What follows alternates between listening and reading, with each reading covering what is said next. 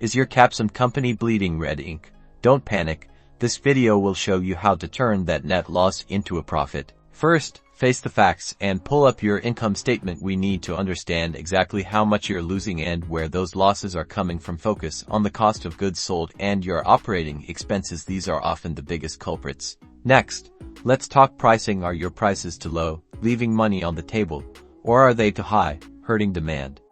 Compare your prices to your competitors and experiment with small increases or targeted decreases. Now, production. Are you producing too much inventory, leading to storage costs and potential write-offs? Or are you underproducing, losing sales to competitors? Fine-tune your production schedule based on your sales forecasts and consider automation upgrades to lower production costs. Marketing matters. Are you effectively reaching your target market? Analyze your awareness and accessibility scores. Shift your advertising and sales budgets to the channels that are giving you the most bang for your buck. Maybe a strategy focused on a niche segment is necessary.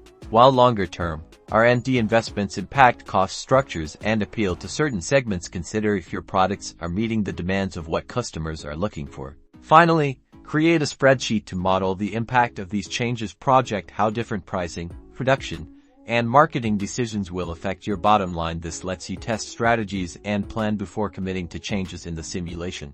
By carefully analyzing your financial statements, adjusting your pricing, optimizing production, and refining your marketing efforts, you can pull your Capsim company out of the red and into a profitable future. Now go get that money.